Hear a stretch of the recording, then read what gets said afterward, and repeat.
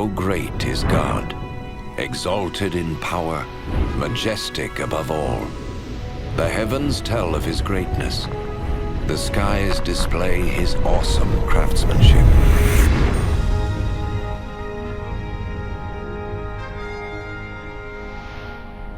Day after day they continue to speak. Night after night they make him known. In creating the heavens, God also created the earth and formed man from the dust of the ground and breathed into his nostrils the breath of life.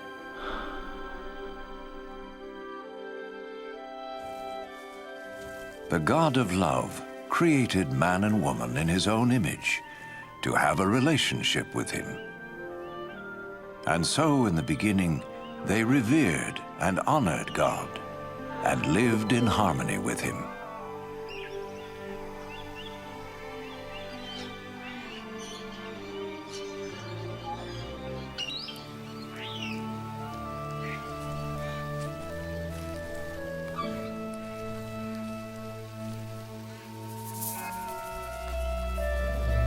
This continued until one day Satan tempted the woman to eat the forbidden fruit, and she gave it to the man, who also ate.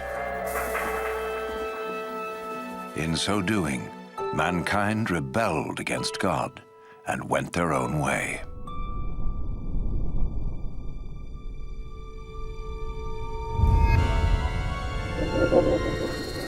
As a result of this sin, mankind was separated from God and was thrown out of the Garden of Eden.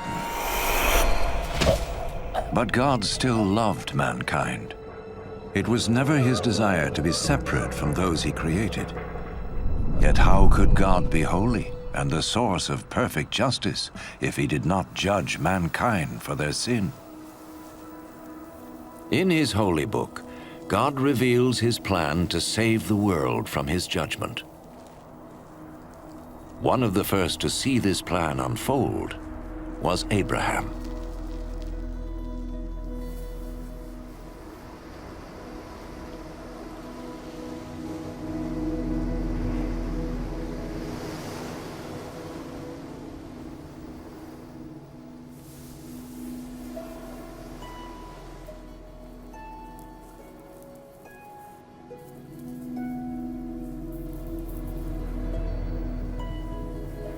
Abraham was a righteous man, whom God promised to bless and make his descendants as numerous as the sand of the sea and the stars of the sky.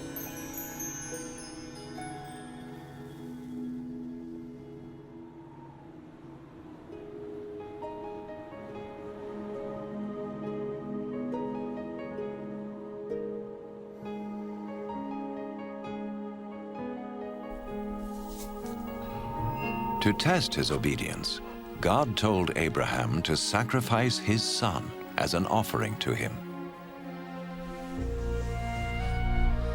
Abraham trusted God and sought to obey him.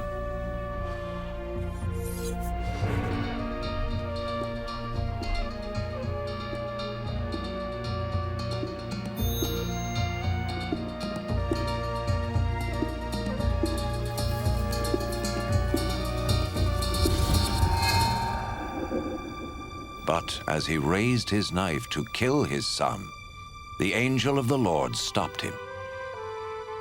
He saw that Abraham feared God and was willing to obey him. Then Abraham saw a ram caught by its horns in a thicket, and he sacrificed the ram instead of his son as an offering to God.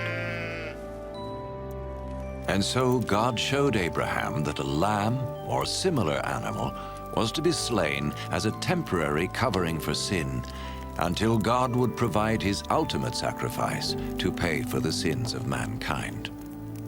Instead of sin separating man from God, the sacrifice would restore their relationship.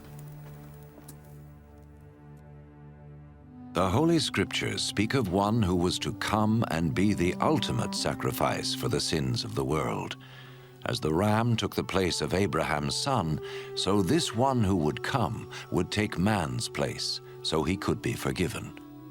Some refer to this person as the Messiah, the one who would come and reconcile the world back to God once and for all.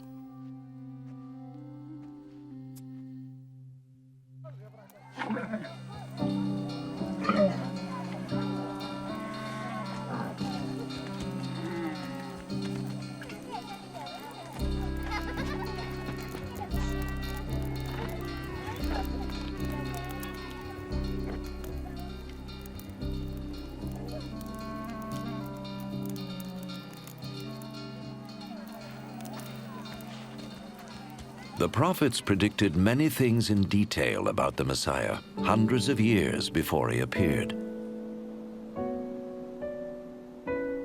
The prophet Isaiah foretold that his birth was to be a miraculous one. A virgin would conceive a child who was to be called the Son of God. The prophet Micah predicted that the Messiah would be born in Bethlehem, while the prophet Zechariah foretold his entry into Jerusalem on a donkey and his betrayal by Judas, one of his followers.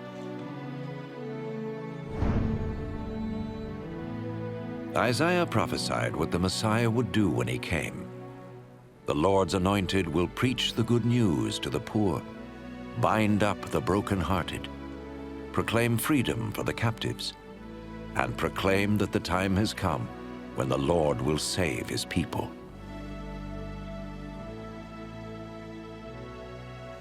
So who was the Messiah? In the first century, a prophet came called Jesus. Some thought he was the one the prophet spoke about. Could this be? Did his life fulfill what was predicted of him? Was Jesus more than a prophet? What follows is his story, based on eyewitness accounts as recorded in the Holy Scriptures. An actor plays the part of Jesus, and though no actor is worthy of such a role, it has been done so that we may understand and benefit from the life of Jesus.